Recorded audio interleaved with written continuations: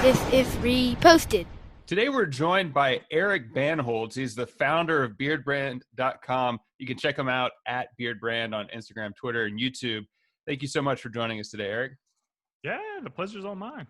Yeah, so I love this. About 8 months ago, after you went to the 2012 West Coast Beard and Mustache Championship in Portland, you had the idea to build a community to unite beardsmen. And I just think that's awesome.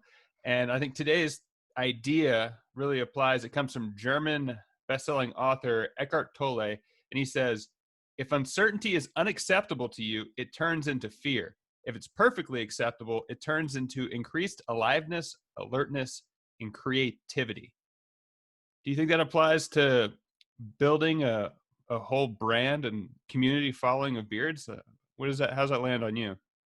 Yeah, I mean, it's a pretty timely quote to have in today's environment. I think there's a lot of uncertainty going on in the world, and typically, me personally, I feel very uncomfortable when things are the same. I prefer change, but at the same time, I kind of prefer change of my own actions rather than other people's change upon me. So it's been personally during this whole lockdown time frame, it's been very challenging me for me to deal with the uncertainty. But I don't have the fear, but I just have there's kind of when your mind is in the future, you're struggling with the anxiety.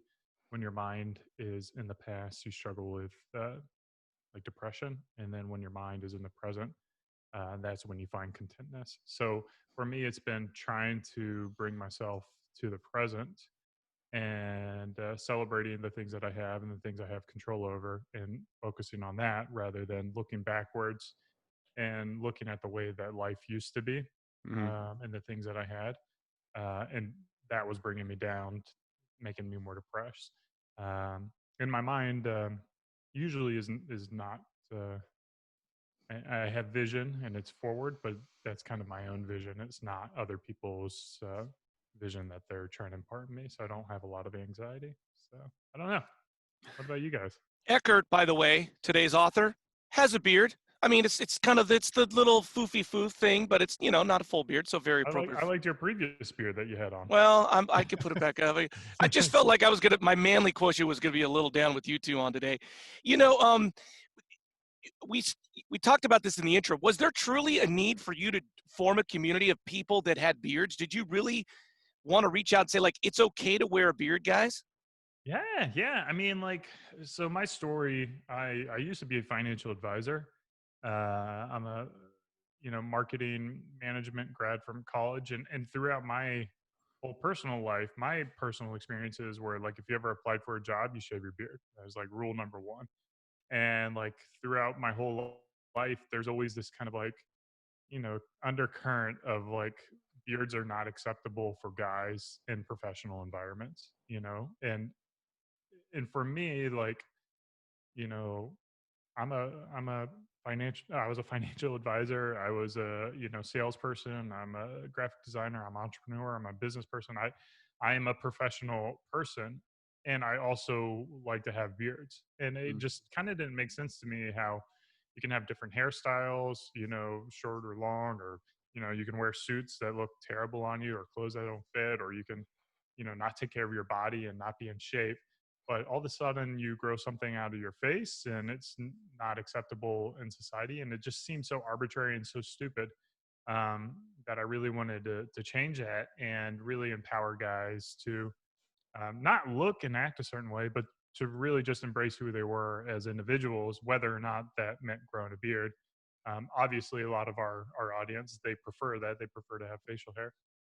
So we kind of support them on that journey on how to, in the early days, it was like, how do you convince your spouse or your boss or whatever to grow a beard? But so much has changed in the past 8 years that I think it's a lot more socially acceptable to be able to grow facial hair and rock it in a professional environments, especially now that everyone's working remote. Yeah. So as a financial advisor, did you advise yourself not to start your own business? I mean, that kind of flies in the face of being a financial advisor. You said earlier you thrive in uncertainty, but like, how did you make that leap? Yeah, I mean, I don't know. Like maybe that's a reason I'm not a financial advisor either. Like I think having control of your destiny through entrepreneurship and owning a business is perfectly logical when it comes to financial advice. The people who are generating the most amounts of wealth tend to be people who are entrepreneurs. Um, now, there's millions of people, so everyone has different needs and different expectations from a financial standpoint. But no, I mean, like I want to be in control of my destiny. Like I can't live a life where I'm building someone else's building. I just want to build my own, even if it's small. Like I'm okay with like building a small company and have it being my own rather than doing something big and impressive for a different company. Mm-hmm. The last part of the quote we talked about today, it talks about aliveness, alertness, and creativity. In San Francisco, they created Airbnb because nobody could find a hotel. They created Uber because nobody could find a ride. We talked about you entering this beard competition, and then you look around and go like, hey, there's no products for people's beards.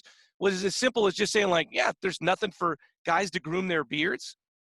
Yeah, I mean, for us, Beard Brand was never a product focused company, so it was never about the products and serving products for bearded guys. It was about providing content and education and guidance for our community. So that's why we're so strong on YouTube. That's why our blog has 1,000 articles. We've got 1,000 videos. We've got really in-depth social media to interact with our community. We have a private community called the Alliance. So we've really built this infrastructure to be able to support our audience and our customers. And the products is essentially a way for us to generate profit to reach more people and to tell our story to more people and really give them the tools. Because our real mission, which is to make men awesome, comes down to I want to help men look at the guy in the mirror and love that person who's looking back at them. And I believe that when there's that love between really yourself, then you have that power to share it with your family, with your children, with your siblings, with your parents, with your coworkers, with your bosses, with your employees. And then ultimately, like that love of yourself is going to help lift up your community and lift up society and really be more of a grassroots effort to make the world a better place rather than this top down, like I got to tell everyone how to behave and act. It's how do I become the person that I want society to be? And that's what we're trying to encourage at Beard Brand. Yeah, it kind of sounds like to me you guys have really focused on creativity and fostering a community, and then the business side kind of takes care of itself. Does that? Yeah, I mean, it's I'm a competitive guy and I want to make great products, and I believe we've got some amazing products, and I care about all the things that I do, and my team cares about all the things that we do as well. So it's not to say that like products are kind of like this afterthought for us. So we do also think very purposefully for it, but they're not like if we had a hierarchy of things at Beard Brand, our customers and our community, they're number one, and then how we can support them and empower them is kind of what guides us.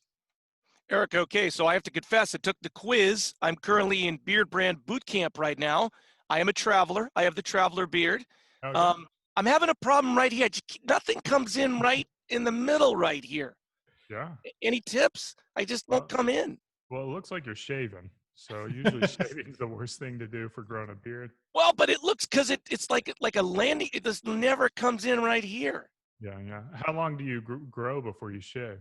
I usually go about a week, but I would go for for like 30 months to sometimes 3 90 months? days. 30 months. 30 days. 30 days to 90 days. 1 Yeah. month to 3 months. Just give it a grow without trimming or shaving, and that's where you see. Because what happens is some hairs grow really fast, and some hairs grow really slow. And what happens is if you're shaving every week, you're not giving those slow growing hairs the time to kind of come in and fill in and really see what your growth potential is. So, yeah, Okay. man. So then my follow up to that is the itchy part. How do I get rid of the itchy? Yeah, man. You just go to beardbrand.com and buy everything there. Okay. Okay. Then here's my last one, the hardest one for last. How do I convince my wife it's a good idea? Oh, man. How long you been married? 15 years. 15 years. And how old are you? I'm 46. 46. So what you say is, and what's her name? Karen. Karen, we've been together 15 years. They've been the greatest 15 years of my life.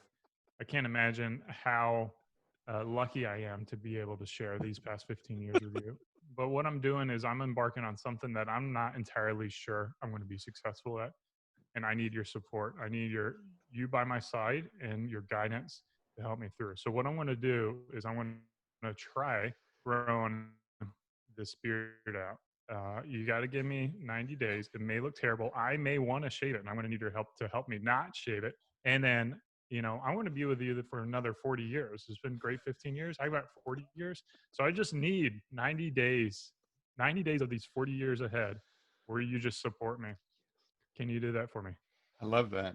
Oh, that's outstanding. I think while we have you here, I think I'd like to get, I'm getting married next year, and I want to start off with a good foundation. Do you have any advice on, should I just hit the ground running and get married in a full on beard, and then that way I'm already there?